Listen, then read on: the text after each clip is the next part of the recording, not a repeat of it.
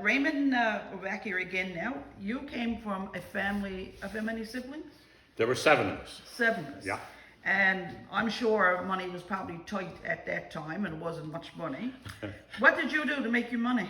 Oh, this one fascinated me. I got to get in a plug now. I just finished my book. It's being edited and being published next spring. Can't wait to read it. And I did a chapter in particular on teenage pocket money. And so now I'm here giving you a chapter of the book in the space of 5 minutes. But listen, I'm amazed when I look back. I wonder sometimes how far you go from the small bit of money you made to the fact that you had almost a full-time job in the salt fish plant. Right. At George Donson's. Yeah. But let me go right back to starting off the year almost as you had a way to make a few cents. Walt Daw, Bob Daw, and myself, watched one beach in particular on the Portagrave Peninsula religiously every spring. The first capelin nearly always rolled on the beach at Skanes. Okay, yeah. In behind there was Bob Daw and Walt Daw's uncle, grandfather, and they had beautiful gardens. Yes, they did. We'd go down and look over the hill, no capelin. The minute there was capelin, we got them. The wheelbarrow could go down in Skanes, then we'd wheel up the wheelbarrow full of capelin and we'd head to Sandy Cove, Hussey's Cove, and down through Ship Cove. 10 cents a dozen. And boy, You worked hard. We worked hard. But anyway, people got a meal for 10 cents. There you go. But yeah. that was kind of one of the starting points. The other thing that you always did is, of course, cutting out tongues and selling them. People would think, no, man, you made dollars then, not cents. Oh, I know. And we had a very peculiar way of dealing with tongues because you wanted your regular customers in Portagrave. Yes. But you wanted to nab those guys from St. John's because you could charge twice as much for That's them, right, yeah. So we got the tongues. And of course, that usually was a little bit of barter because you got tongues if you pronged up the fish for a fella into the cutting box. Yes. For the gutting and heading and splitting. And so pronging up the fish. Interestingly, down in Ship Cove, we could always find smelts at the wharf. Right. Or around there. Mm-hmm. And we always had a chance to catch smelts and sell them. And then, of course, the one that most people wouldn't believe, because I told it to a few recently, is we actually had a trawl out in Ship Cove Pond catching eels. Catching eels. Eels. And, by the way, we had a market. There was a family in Portagrave who genuinely loved and wanted eels. Wow. And so we sold our eels to those people. I don't mind telling you, Aunt Lucy and Uncle Steve Andrews on the old Andrews plantation were big fans of eels. Yes. And so we did that. The laughable one, I think, I gotta tell you, the laughable one for making money was the fall of the year when we got into sheep catching. Oh, very good. Because everybody who had sheds and stables and that, of course, they had sheep.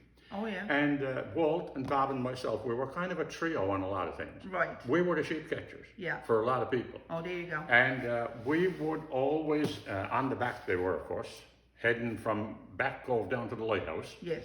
And we had a place where today Peter Daw and Eric Taylor were 2 pieces of land that had a long fenced lane between them. Yeah.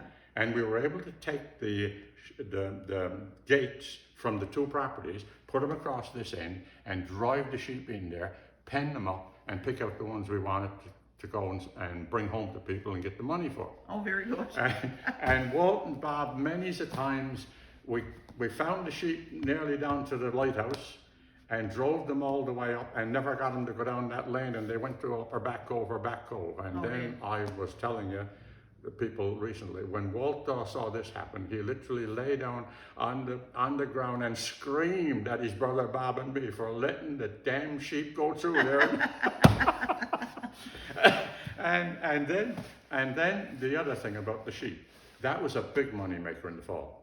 Oh, yeah. We generally could fetch $1 per sheep. Oh, for that bringing was a lot them of home, money. right?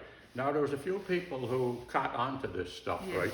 yeah. And they wanted you to bring home 3 sheep for $1 because you had them all penned up. Oh, very good. So we fixed that. Yeah. We took out all of the sheep and tied them on individually in Uncle Walter's garden and brought them out one at a time, so there was $1 per sheep. Right. So there was no deals cut with Andrews and Daw on this No, stuff. there you go. I was, of course, the paper boy, along with some of my siblings. Yeah. Daw's Salt Fish Store was also, of course, a mainstay. That was a summer job, man. You That's got right. You got a week's check maybe for $50 back in the Yes, 50s. yeah. I mean, you were set for life. We Yeah. did a bit of farming, leading the horse and helping out dig the spuds for Uncle Walter Daw with Bob and myself. Right. And of course, in addition to that, I had the opportunity, like a lot of people did, to go fishing for a summer with Billy Bob Hussey and Charlie and Graham yes, Morgan down right. to the Cape. Yeah. And the last one I mentioned is the idea that really tied my mom into the picture. Mom was from Labrador. Yes. And a lot of salt fish came from black tickle, salmon bite in that area in Labrador, brought home to Dawes premises Right. by the furlongers from St. Brendan's in their schooner. Yes. And of course, when the salt fish came home, it wasn't washed and dried, it was still in salt bulk. Yes. So we used to take, Mom used to be the entrepreneur, she used to take about 50 cantles of cod, salt cod, washed out, and we'd dry them on the side of the hill, walking along by Aunt Della's and the Julia's, looking up the side of our hill there. Is that right? We used to do about 50 cantles Wow. in a batch. Yeah. You think there was no money made by fellows Oh. like us? Yeah. And you went berry picking too? Did you? What kind of berries now I forgot did you? the berry picking, sure, that was big. The berry picking wasn't so much on the peninsula. No. The berry picking in them days was the people who wanted berries had stake body trucks and came to Portagrave and loaded up the back of the truck with people and took them to Hodgewater Line, Roach's Line, or North River. Is that right? And we used to go in and pick blueberries, and some of us were really, really good at it. Yeah. And I remember, I think my highest day was once, there was a lot of competition with the trucks.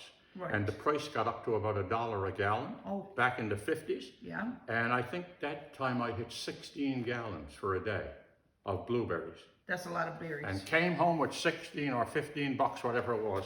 When he handed me up the money, I said, man, you got it made. Yeah. So you were making money as a young boy. As a young boy, and the other part about it, of course, is that you were never indoors. I like that part about growing up. I know. Yeah. Never indoors. No. Mother had the biggest problem of all was getting us in to eat and go to bed. That's right. The opposite of now, where everybody's indoors most of the It's a time. job to get them out. Right. Yeah. Anyway, if that's a useful bit of history, That is very useful as your teenage pocket money. teenage pocket So money. we're going to close this segment now, and we're going to come back again. Yeah.